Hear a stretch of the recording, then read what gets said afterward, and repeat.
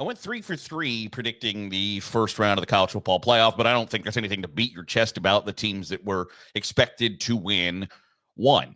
I thought Penn State was going to beat Boise State. I thought it was going to be actually a little bit closer than what it ended up being yesterday. So I'm not gonna thump my chest about that one either.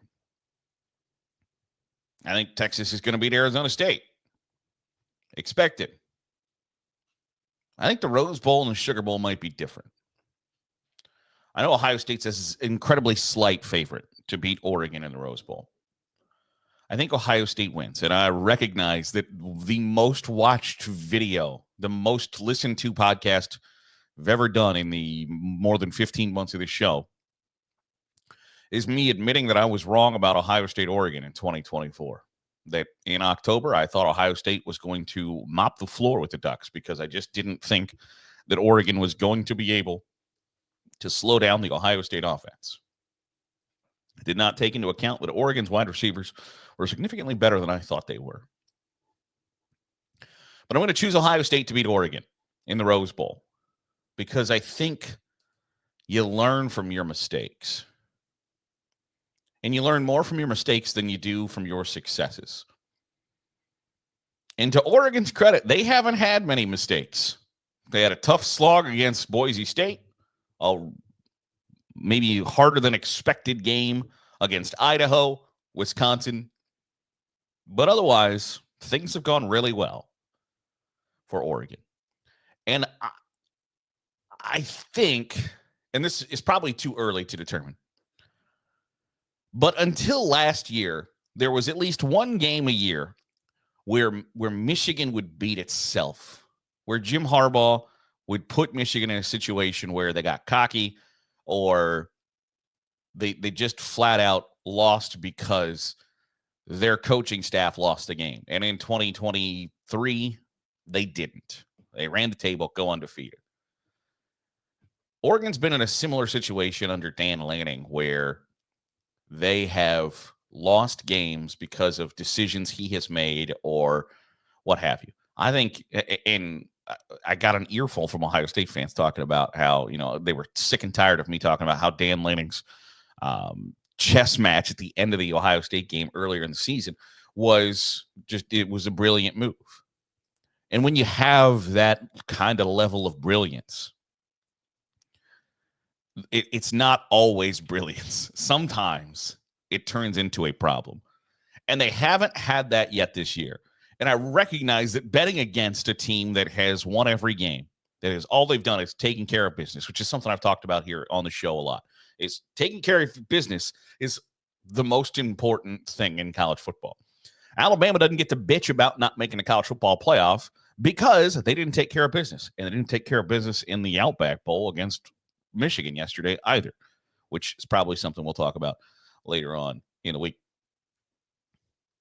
But Oregon's taking care of business. And so betting that they're not going to take care of business, I understand, feels like a wild stance to have. But when you've got a history of kind of once or twice a year, the head coach being the reason you don't win the game,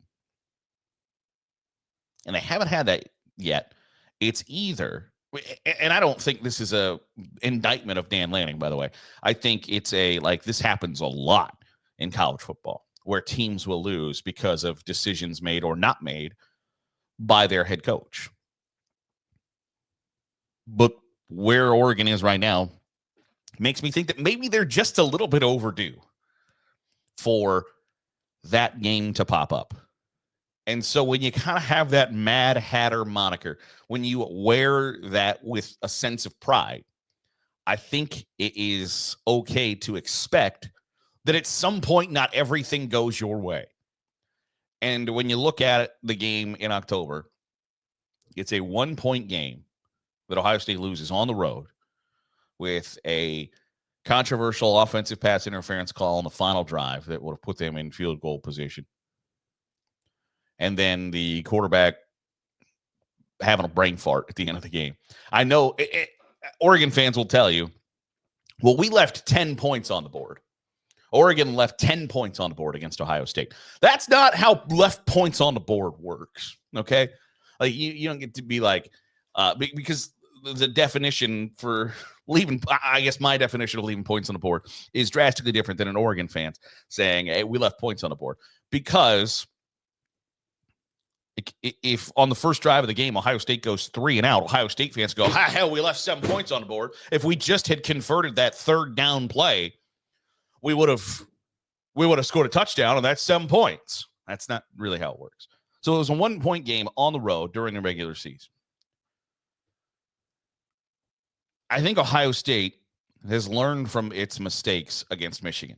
I think you have to feel really confident after the Tennessee game. Not cocky, but you have to feel significantly better about Ohio State versus Oregon part 2 after Tennessee than if it had been after the game against Michigan.